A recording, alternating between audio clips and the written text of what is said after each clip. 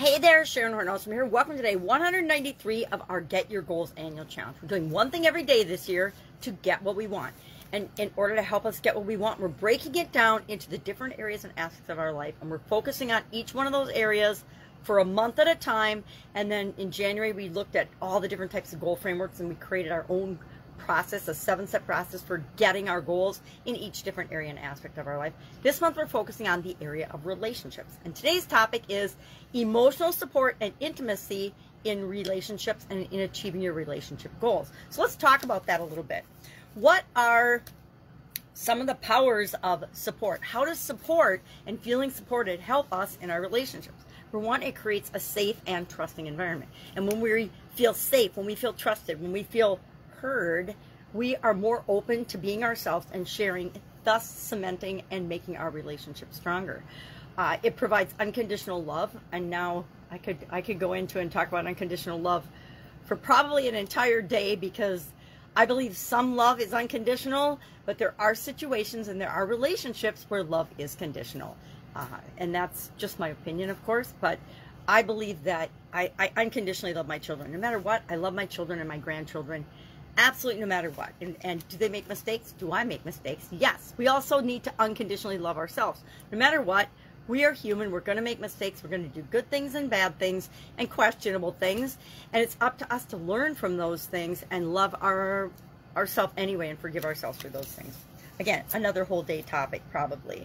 And then finally, offering encouragement and validation. When we feel encouraged to be ourselves, validated, the more ourselves we are in our relationships, the more who we really are, the more open, usually the better our relationships, assuming, of course, the other party has the ability to provide the same type of relationship. So as far as intimacy goes, I'm just going to talk, there's 3 types of intimacy, right? There's emotional intimacy, where we feel safe and validated and heard in an emotional way. People understand our emotions. They don't judge them. They don't try to make us change. They let us feel and experience our emotions so we can work through our own challenges and setbacks and things that come up in our life. There's physical intimacy, and probably don't need to talk about that again. That's up to you what that looks like and how it feels to you. Again, emotional, physical, and intellectual. There's intellectual intimacy. Are you able to share your thoughts and your ideas with the person that you're in the relationship with? So how do we cultivate emotional support and intimacy in our relationships? I'm going to share 5 ways that we can do that. Number 1, prioritizing communication. Again, the more open, the better we are to communicate our thoughts, our feelings, and our beliefs, the more it cements our relationship. The closer we are, the more we understand other people when we communicate in a way that they understand. Secondly, it allows us the opportunity to practice empathy. By practicing empathy in our relationships, we are showing and cultivating emotional support and intimacy.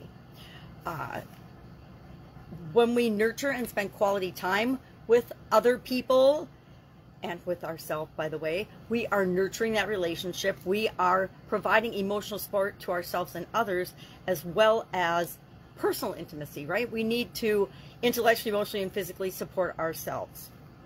It allows us to show, and when we show appreciation, when we're grateful for the relationship, when we're grateful for the things that go well in our relationship, that nurtures our relationship and cultivates emotional support and intimacy.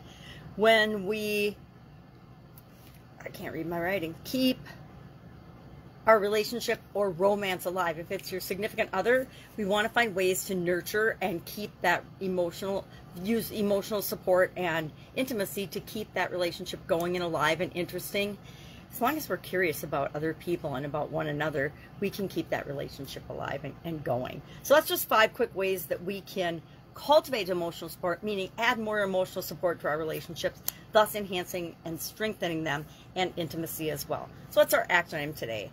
Just think about and ask yourselves, how will I show emotional support in my relationships going forward or today? How can I show emotional support to my granddaughters? How can I show emotional support to my kids? How can I show emotional support to my significant other? How can I show emotional support to my team at work? How can I show emotional support to the people I interact with in different communities and things that I'm interested in? So what's a way you can do that? And please share it in the comments below so that we can get ideas as well. So that's it today. If you have any questions, hit me up, ask me up. Probably not the most equipped to talk about this particular area of life because it's one that I'm always continually improving and working on, just like so many others. Have a great day. Ask if you need help. Otherwise, I'll be with you tomorrow.